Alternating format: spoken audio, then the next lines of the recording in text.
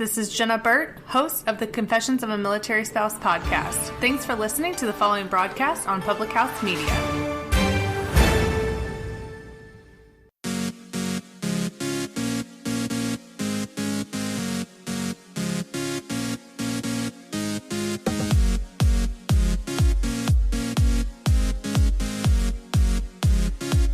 Caring for myself is not self-indulgent. Caring for myself is an act of survival and of necessity. Audre Lorde.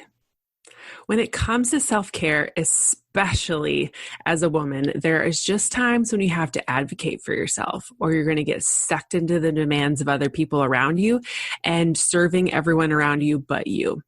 I know it's hard, but if we take time, if we make an effort, if we give it energy and attention, it doesn't have to be as hard as it is.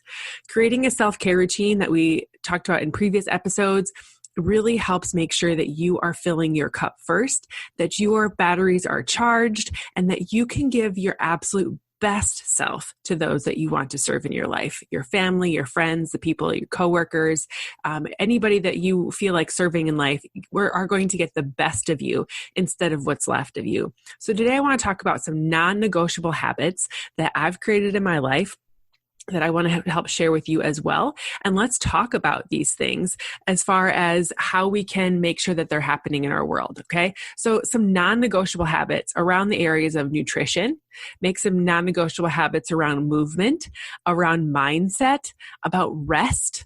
All of these areas are non-negotiable pieces in my life that weren't non-negotiable pieces in my life before, but they are now. And I want to talk to you about why. So when I was not taking care of myself, my energy level was super low. My patience level was very low tolerance. I was, like I said, giving the worst of me to my family, to giving the least of me, what was left of me, to the people around me that mattered the most to me. And so when I really figured out I needed to make a change, when I was at my lowest of low, laying on the couch, unable to play with my kids because I was just so tired and irritable, knowing that I wanted to be playing with them, they deserved time and attention from me, but I just wasn't able to give it anymore. I had spent my time from the waking hours of my day, and when I roll over in the morning with my phone at my side, I was immediately getting into my email. I was immediately trying to put out other people's fires. I was immediately on the run for other people. And when I made the flip, I made the switch, I made a decision that my health and my happiness had to come so that I could be better for other people in my world, then I started to create these non-negotiable habits in my life. And when I started to create habits in my life, and as they became more habits, they just became non-negotiables because it's always a roller coaster, right? Life is always full of ups and downs. And I would start really strong. I would do all the things. And then, life would happen. I was like, oh, I can take my foot off the gas. We're really cruising here. And then it started to slip and I started to feel the way I used to feel. And I didn't like that. And so I had to go back to the habits that I'd created, the healthy habits in my life that I created, where I was filling my own cup, where I was charging my own batteries, where I was making sure that I was taking care of number one, right? And so when you can take care of number one, you are always going to make sure that other people feel like number one as well. So what are these non-negotiable habits? Well, number one is nutrition. I first started with movement, right? I felt I needed to get moving my body and doing those things first, but really the biggest game changer in my life was nutrition. Eating more vegetables, drinking more water, getting in lots of fiber in my day, taking my Shakeology and getting solid nutrition in my body, making sure I was fueling my body instead of just feeding my body. There is a major difference there. When you get your non-negotiables around nutrition and figuring out how to fuel your body, eating 3 square meals a day, maybe a snack in there, using whole foods instead of processed foods, instead of mindless snacking, be intentional in your eating, drinking more water in your day. Your body is 70% water. It should be fueled with water. One of the main things that I try to do now is drink water before every meal, start my day with water, end my day with water. All of those things are great for nutrition and making sure that you're fueling your body well so that it can feel its best as you continue to go throughout your day. The second non-negotiable is movement. I work out, I push play on a home workout 6 out of the 7 days of the week. Sundays are usually my rest day because your body does need to rest and repair. And I'll talk about that in a little bit, but making sure you're moving your body every day regardless, getting outside for at least 15 minutes in the day, connecting with nature, knowing and understanding where your place is in this world, stretching before bed, stretching before you get out of bed sometimes, taking a stand break every hour of sitting. This is one that I was huge in a violation of when I was in my job at my home, or my job in my career position at school. I would just sit at my desk, or if I was, maybe it was running around day, I'd be sitting in meetings all day long, and I would feel like super lethargic. And like, sitting is the new smoking. And if you are even if you are getting a great workout in throughout the day, or in the morning or in the evening, if you're sitting all day, you're counteracting that workout. So making sure you're getting up and moving throughout the day to keep the blood flowing, to keep your body loose, to keep your body going, is going to be a huge advantage to you if you can make it happen.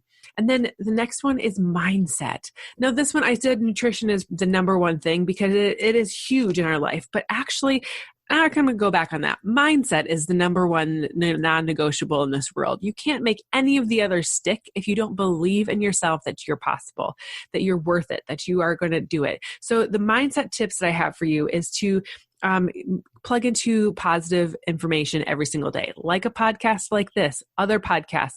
The ones that I absolutely love are Life Coach School podcast by Brooke Castillo, Quote of the Day show with Sean Croxton. Those are my 2 non-negotiables in the week. Sean Croxton puts one out every single Monday through Friday. Brooke Castillo's comes out every Thursday. Other ones I like to listen to are the Ed Milet Show, Brendon Burchard, others that are just going to fill my cup. And I know listening to them, I'm going to get new ideas. I'm going to be reminded of my who I am and what's possible in this world. And then really going forward and just crushing the day with knowing that strong mindset. Another piece of mindset practice is to help someone. When you can help other people, it's the best effort and best gift that you can give to yourself as well. Journaling every day, starting your day with gratitude. Before my feet hit the floor, I'm already thanking God for all of the amazing things and blessings that He's given me in my life. The big things, right? Like, thank you for this warm bed that I'm sleeping in. Thank you for the husband beside of me. Thank you for the children below, downstairs in their bedrooms. Thank you for this new day of opportunity. Starting your day with gratitude starts your mindset in the right direction. You can go forward and pop up in your mindset, or you can start your day in the dumps. I would really hope and pray that you start your day with a positive mindset. Helping other people, journaling every day. After I get done with my gratitude as I'm getting out of bed, I go get my go-go juice, my pep and my step stuff. And I get going, and I'm drinking my water. I'm doing those things. And then I come back here to my desk where I sit with my scripture. We have a reading plan that we're doing with my team, and it's been absolutely amazing. We're over halfway through the Bible already this year. It's awesome. And then I do some journaling with some affirmations in it. And it's just a great way to start your day, reciting positive content, getting your mindset for the positive part of the day, and really setting yourself up for success. And the last non-negotiable area of my life is rest.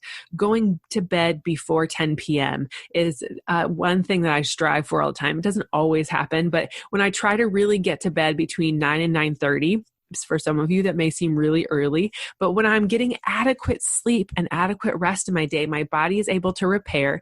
I'm able to wake up rested at 5 a.m. I'm able to get things done throughout the day because I'm well rested and I've taken that time for my body.